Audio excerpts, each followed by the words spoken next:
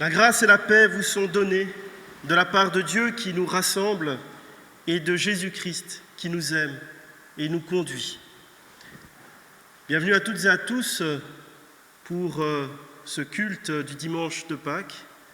Joyeuse Pâques. Christ est ressuscité. Alléluia. Il a vaincu le mal et la mort. Sa miséricorde est pour tous. Dans la confiance, tournons-nous vers le Seigneur. Seigneur Jésus, toi qui as été suspendu au bois du supplice, Dieu t'a ressuscité le 3e jour. Ô Christ, toi l'agneau immolé, tu as réconcilié avec le Père l'homme pécheur. Seigneur, qui nous précède sur les chemins, tu nous invites à clamer sans peur la bonne nouvelle. Que Dieu Tout-Puissant nous fasse miséricorde, qu'il nous pardonne nos péchés et nous conduise à la vie éternelle, qu'il nous accorde d'être renouvelés par son Esprit pour que nous ressuscitions dans la lumière de la vie. Amen. Et nous chantons ensemble à la page 600 le cantique 41-28, « À Dieu soit la gloire ».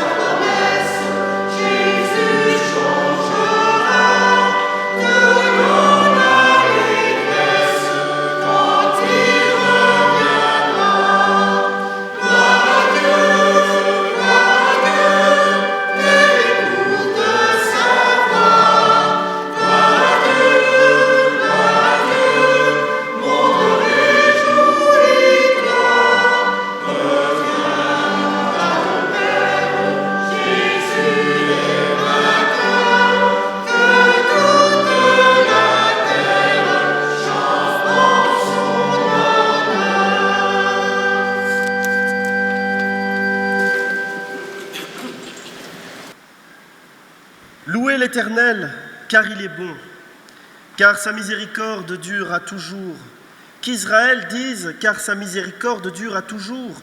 Que la maison d'Aaron dise, car sa miséricorde dure à toujours. Que ceux qui craignent l'Éternel disent, car sa miséricorde dure à toujours. Du sein de la détresse, j'ai invoqué l'Éternel. L'Éternel m'a exaucé, m'a mis au large. L'Éternel est ma force et le sujet de mes louanges. C'est lui qui m'a sauvé. Des cris de triomphe et de salut s'élèvent dans les tentes des justes. La droite de l'Éternel manifeste sa puissance. La droite de l'Éternel est élevée. La droite de l'Éternel manifeste sa puissance. Je ne mourrai pas, je vivrai, et je raconterai les œuvres de l'Éternel. L'Éternel m'a châtié, mais il ne m'a pas livré à la mort. Ouvrez-moi les portes de la justice, j'entrerai, je louerai l'Éternel. Voici la porte de l'Éternel. C'est par elle qu'entrent les justes. Je te loue, parce que tu m'as exaucé, parce que tu m'as sauvé. La pierre qu'ont rejetée ceux qui bâtissaient est devenue la principale de l'angle. C'est de l'Éternel que cela est venu. C'est un prodige à nos yeux. C'est ici la journée que l'Éternel a faite, qu'elle soit pour nous un sujet d'allégresse et de joie. Ô Éternel, accorde le salut. Ô Éternel, donne la prospérité. Béni soit celui qui vient au nom de l'Éternel. Nous vous bénissons de la maison de l'Éternel. Tu es mon Dieu, et je te louerai, mon Dieu, je t'exalterai. Louez l'Éternel, car il est bon, car sa miséricorde durera toujours. Parole du Seigneur. Seigneur Dieu notre Père, nous te louons pour le don de ton Fils, source de toute bénédiction, et pour son tombeau vide, source de toute espérance. Nous te célébrons pour le secours que tu nous apportes dans l'épreuve, pour ta présence devant la mort et pour tes promesses de résurrection. Nous te remercions pour la paix et la joie que tu nous donnes par la foi, pour ton amour et ta grâce qui nous sont renouvelés chaque jour. À toi, Seigneur, gloire et louange pour l'éternité. Et nous nous levons pour louer le Seigneur et pour chanter ensemble, à la page 322, le cantique 31-14, Aube nouvelle.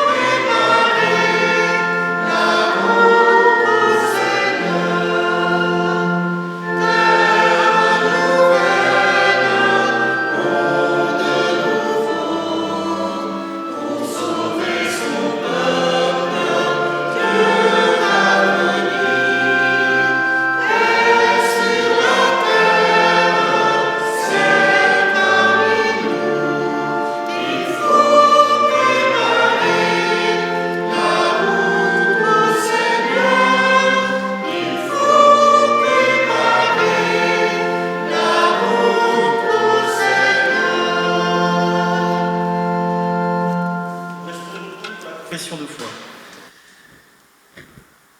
Jésus-Christ est le pain de vie. Celui qui vient à lui n'aura jamais faim, et celui qui croit en lui n'aura jamais soif. Jésus-Christ est la lumière du monde. Celui qui le suit ne marchera pas dans les ténèbres, mais il aura la lumière de la vie. Jésus-Christ est la porte. Si quelqu'un entre par lui, il sera sauvé. Il entrera et il sortira, et il trouvera avec abondance. Jésus-Christ est le bon berger. Il donne sa vie pour ses brebis. Ses brebis entendent sa voix, il les appelle par leur nom, il les conduit dehors, il marche devant elles, et ses brebis le suivent. Jésus-Christ est la résurrection et la vie. Celui qui croit en lui vivra, quand même il serait mort.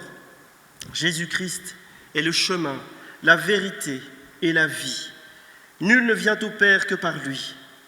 Jésus-Christ est le vrai cep, et son Père est le vigneron. Celui qui demeure en lui et en qui il demeure porte beaucoup de fruits. Amen. Et nous chantons ensemble, à la page 278, le cantique 23-11, « Je crois en toi, mon Sauveur ressuscité ». Je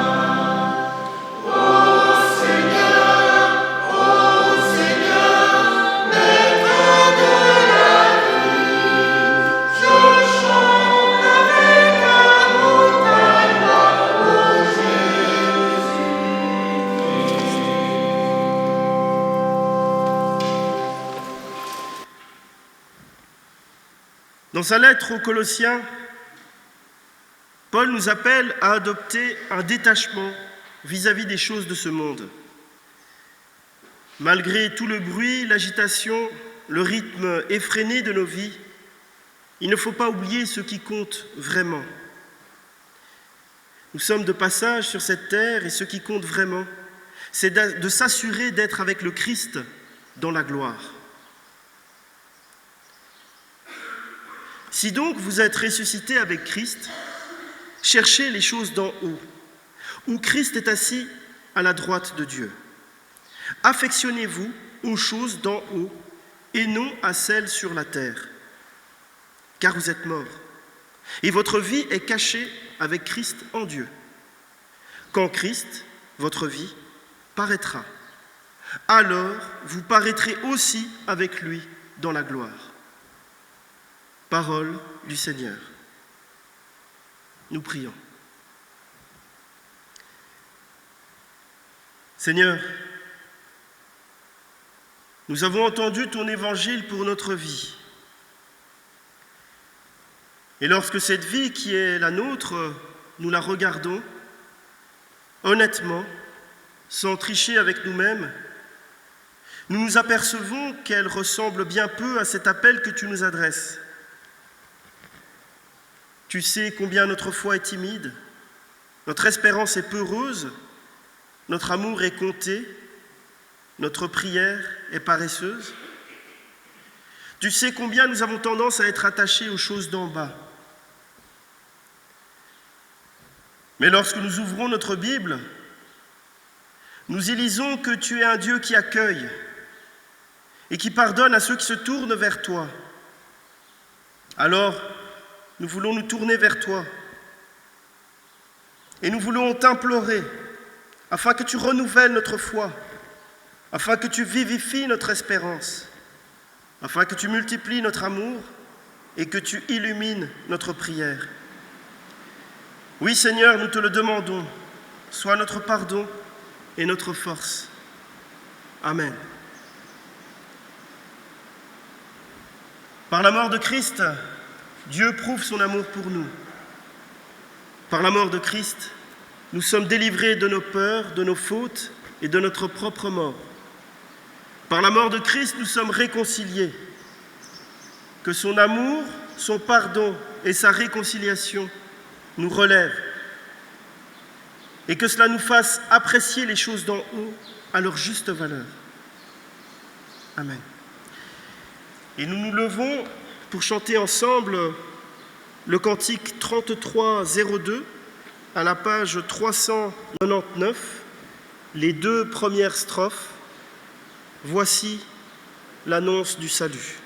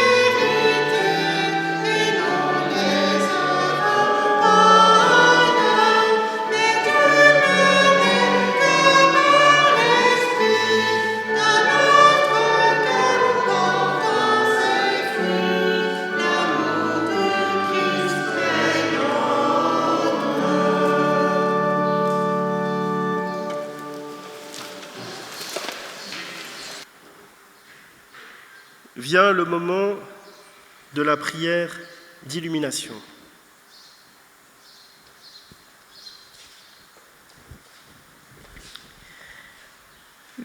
Père, béni sois-tu. Au matin de Pâques, tu as révélé Jésus tu as relevé Jésus d'entre les morts. Par ton esprit, ouvre notre cœur à ta parole, pour qu'elle suscite en nous émerveillement et joie. Le Christ est à jamais vainqueur de la mort. Il est avec nous jusqu'à la fin du monde. Amen. Merci. Vient maintenant le moment des lectures bibliques, avec comme première lecture Jean 20, les versets 1 à 9, et comme deuxième lecture Acte 10, les versets 34 à 43.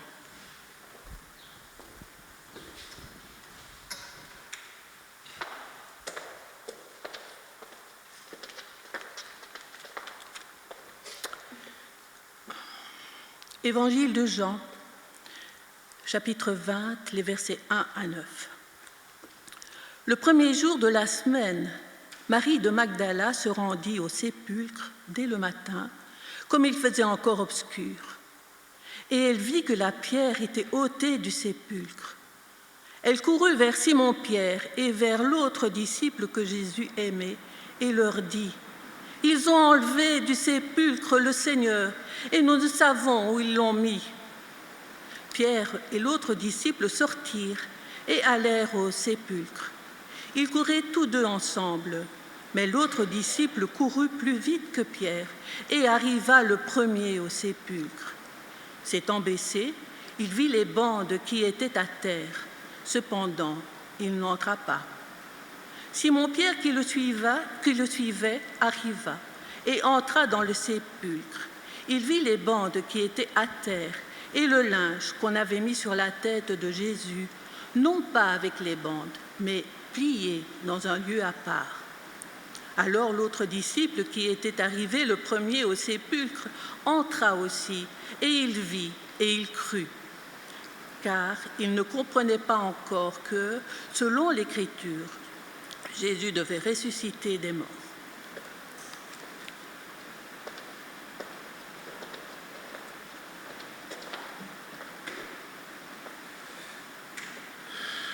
En deuxième lecture, nous lirons dans Acte 10, les versets 34 à 43.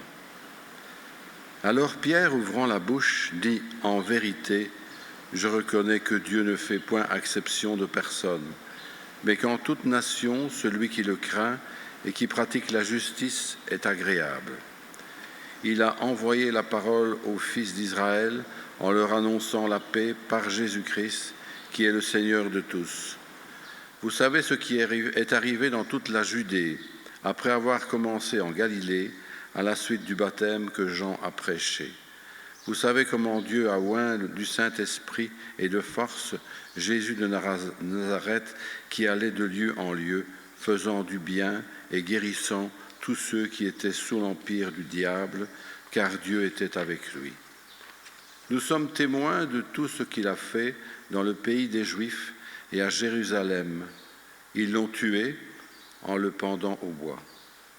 Dieu l'a ressuscité le troisième jour et il a permis qu'il apparût, non à tout le peuple, mais aux témoins choisis d'avance par Dieu, à nous qui avons mangé et bu avec lui après qu'il fut ressuscité des morts.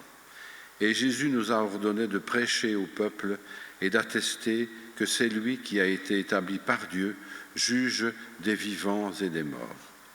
Tous les prophètes rendent de lui le témoignage que quiconque croit en lui reçoit par son nom le pardon des péchés. Merci.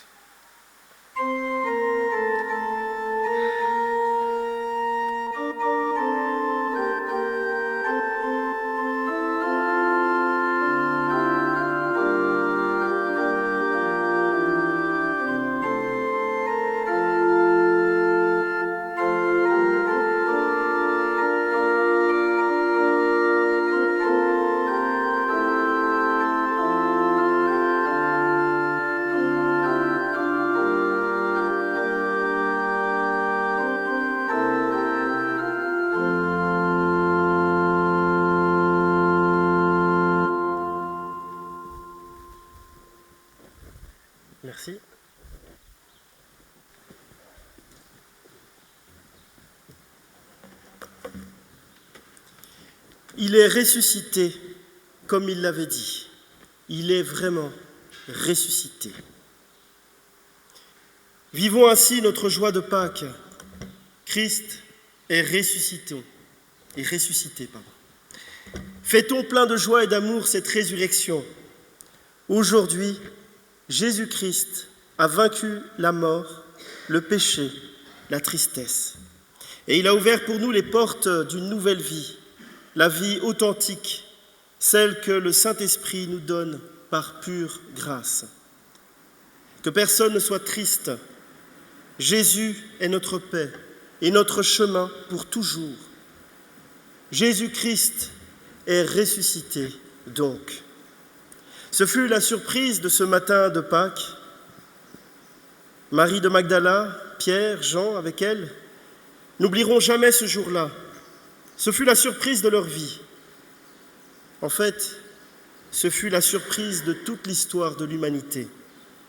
C'est l'histoire d'un homme qu'on ensevelit à la hâte parce que c'est la veille d'un grand Shabbat.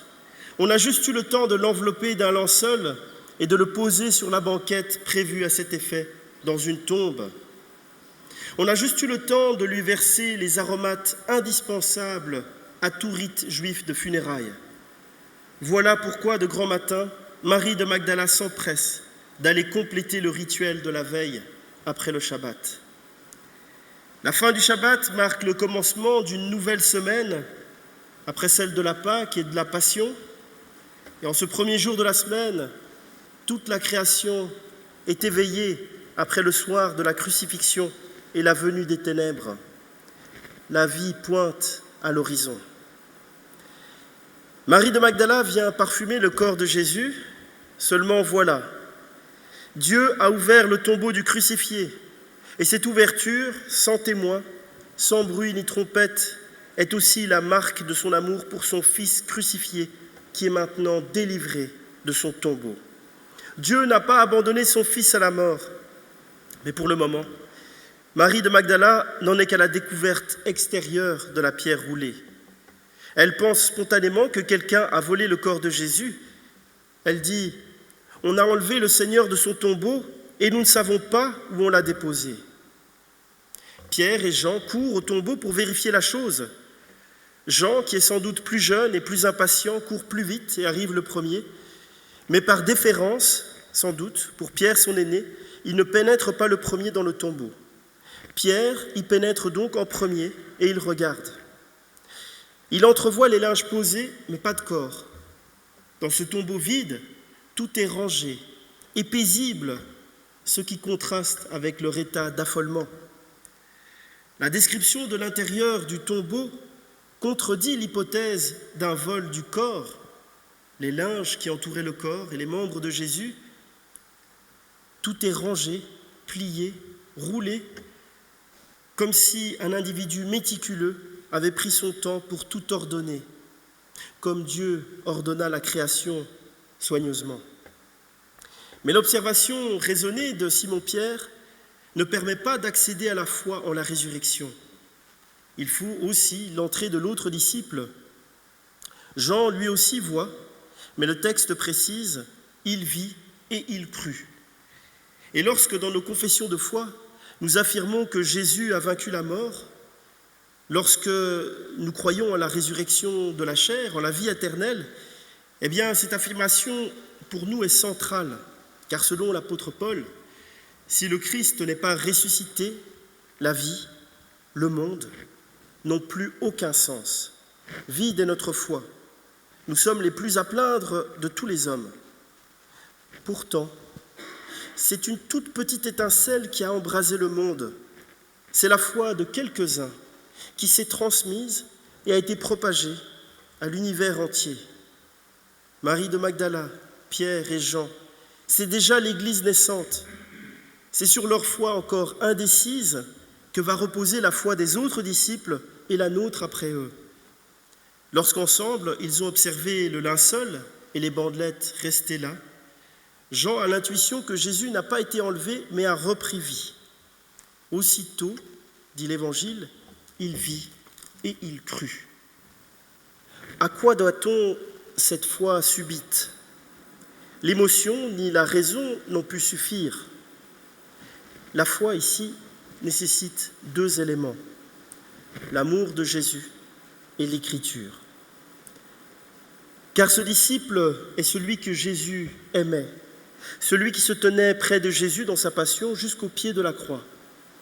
Cette croix qui révèle le vrai visage de Dieu permet de saisir le vide du tombeau, c'est-à-dire la victoire de l'amour sur la mort, de la lumière sur les ténèbres de la haine.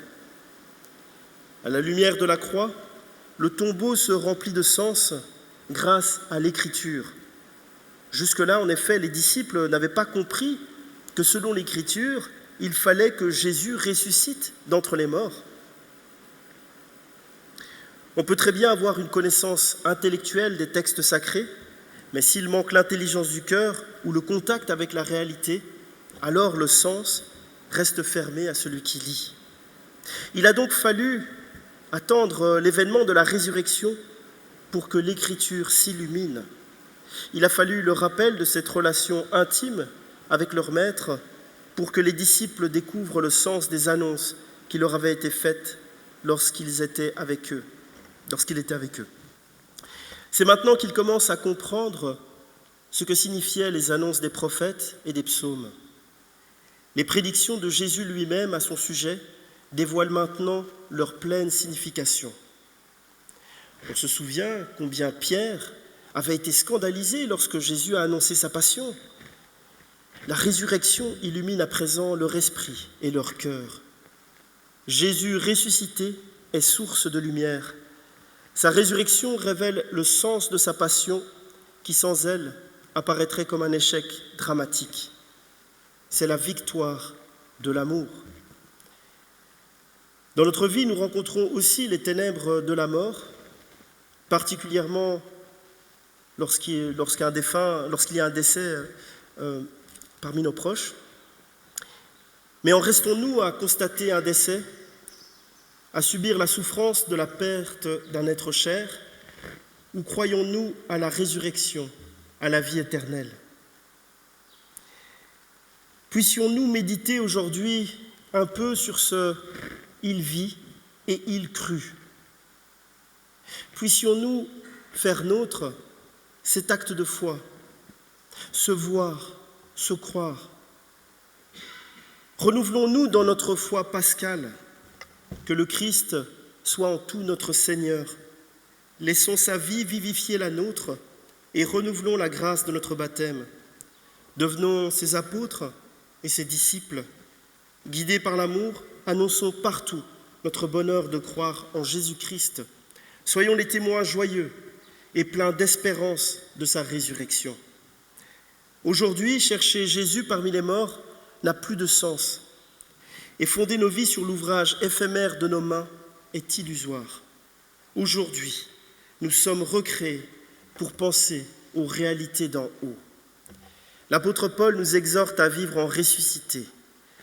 Si vous êtes ressuscités avec le Christ, recherchez les choses d'en haut. La vie du Christ ressuscité nous transforme intérieurement. Nous ne pouvons plus rester prisonniers des passions d'ici-bas. Mais cela ne signifie pas que nous devions ne pas nous intéresser aux choses de la terre, aux choses du monde. Le chrétien doit au contraire s'engager au service de la justice, de la paix et du bien commun. Ce qu'il faut quitter, par contre, ce sont toutes les formes de convoitise, l'attachement aux choses matérielles, au pouvoir, à l'égoïsme, qui sont une idolâtrie et nous détournent de Dieu. Vivre en ressuscité nous engage à ouvrir nos cœurs aux pauvres, aux malades, aux isolés, à pratiquer le service, le partage, la générosité, à nous faire le prochain de ceux qui attendent notre aide. Car l'amour que Jésus a manifesté en mourant pour nous et en ressuscitant doit se répandre dans le monde. Ainsi, en cette fête de Pâques et tout au long de ce temps pascal, proclamons notre foi en Jésus ressuscité, demeurons fermes dans l'espérance de la vie nouvelle promise par Dieu et témoignons par notre amour que Jésus sauve le monde. Amen.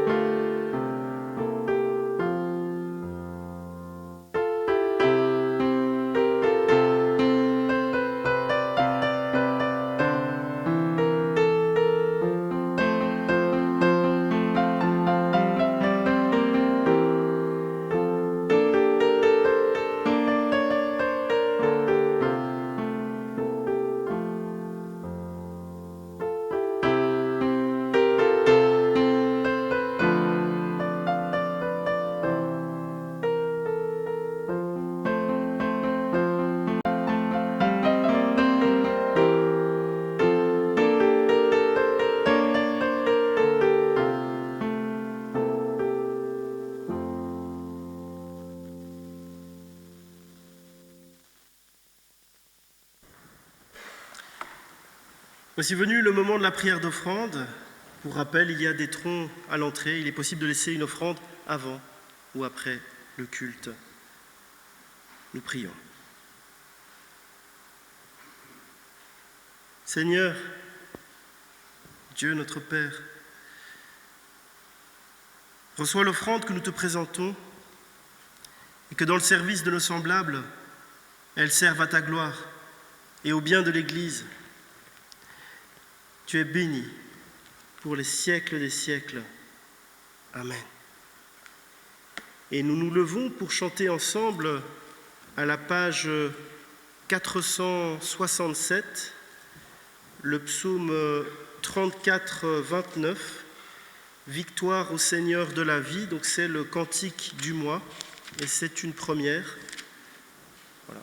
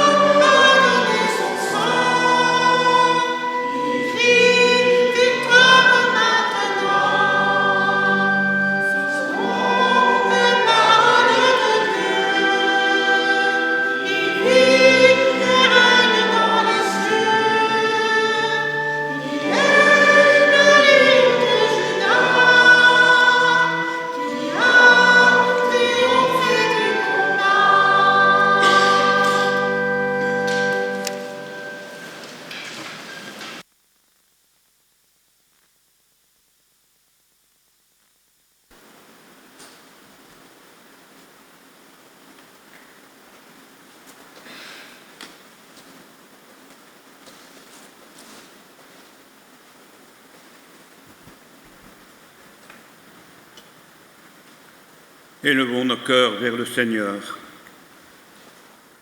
Vraiment, il est juste et bon, pour ta gloire et notre salut, de te louer, Seigneur, en tout temps et en tout lieu, mais plus encore de te glorifier aujourd'hui, où le Christ a été immolé, car il est l'agneau véritable qui a enlevé les péchés du monde. En mourant, il a détruit notre mort. En ressuscitant, il nous a rendu la vie. C'est pourquoi la joie pascale rayonne par tout l'univers. La terre entière exulte, les puissances d'en haut et les anges du ciel chantent sans fin l'hymne à ta gloire. Et je vous invite à chanter debout le cantique de la page 983, le 62-42.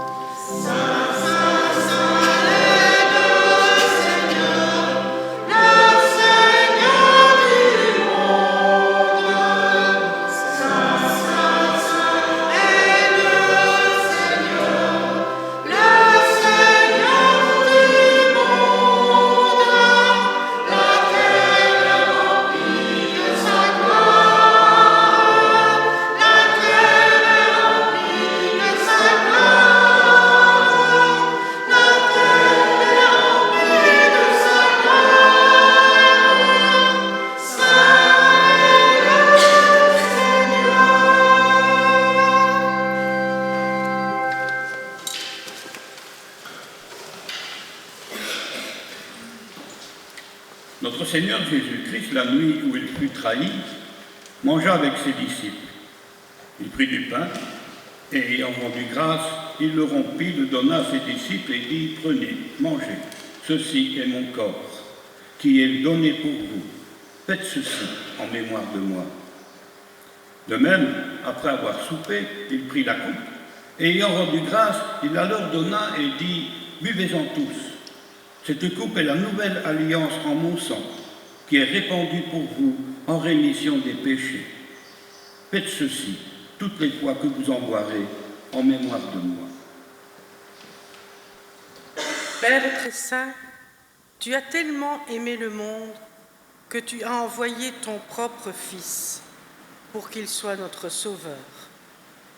Il a vécu notre condition humaine sans jamais être séparé de toi.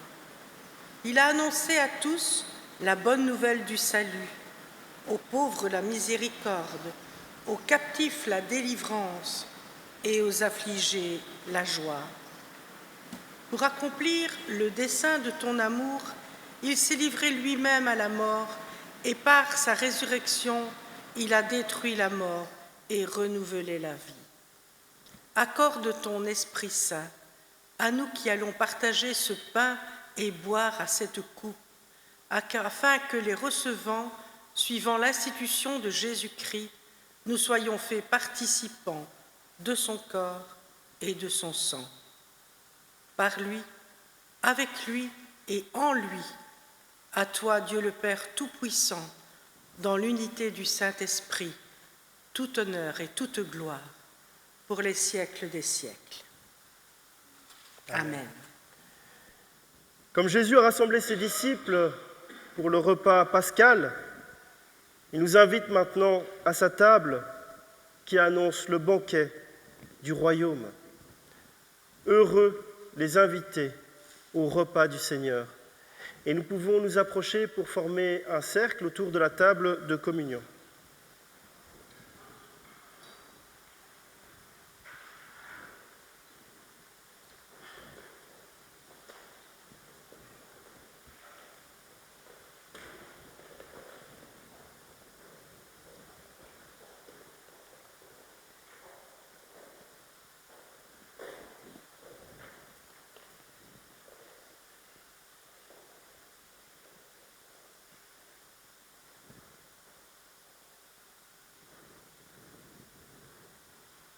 Le pain que nous rompons est communion au corps de notre Seigneur Jésus-Christ.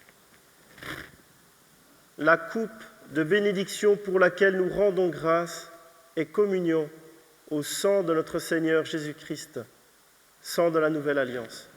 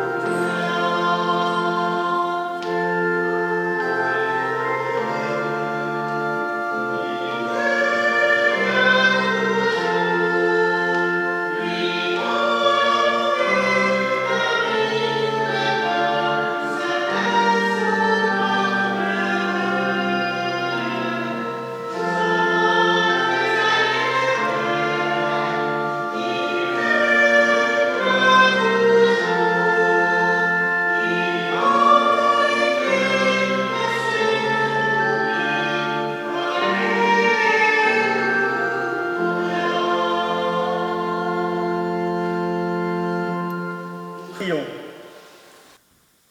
Dieu notre Père, en ce jour, nous célébrons la victoire de la vie sur toute mort. Par cette communion, tu fais jaillir en nous l'espérance.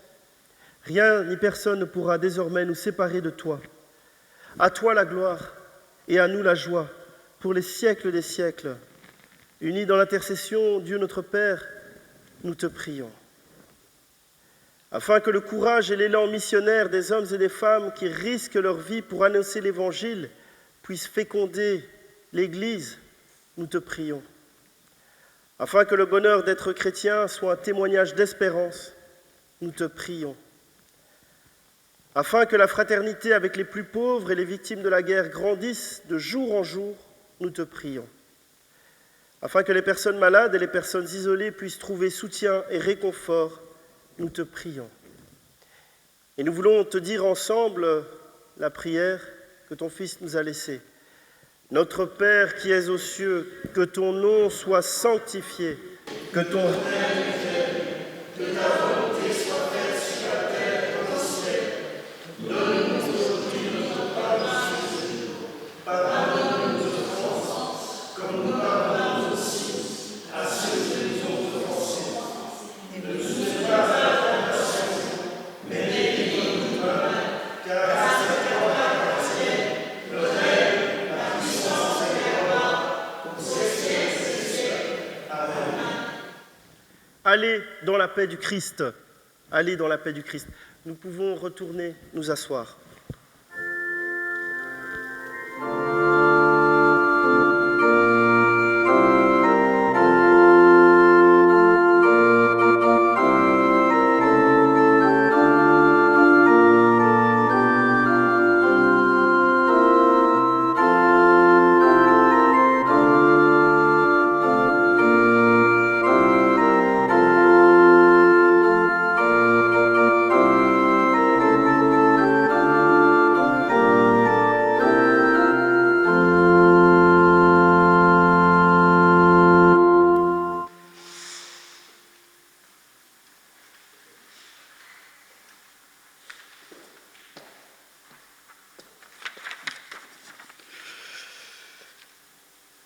Il y a un apéro après le culte.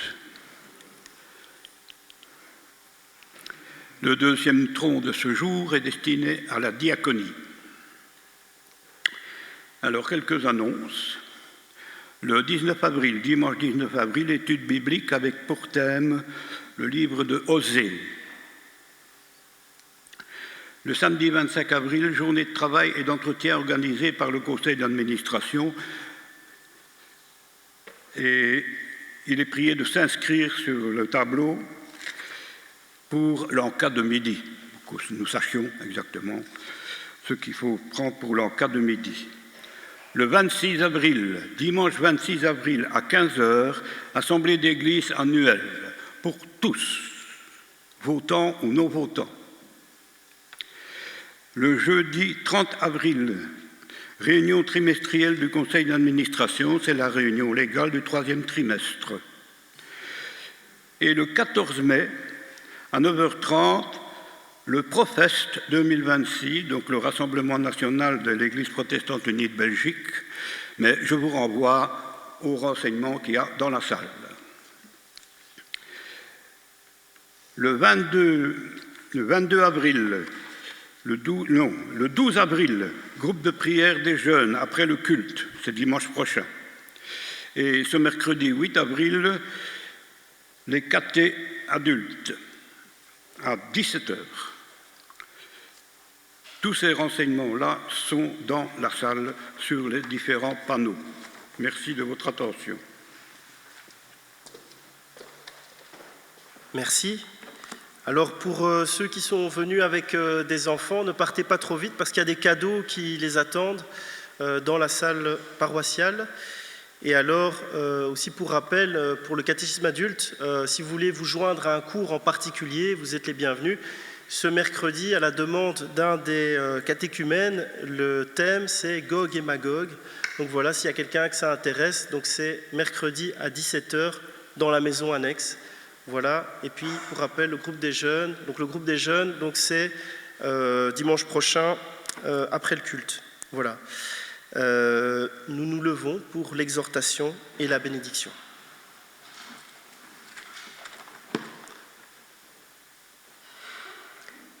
Ils sont finis les jours de la passion du Seigneur.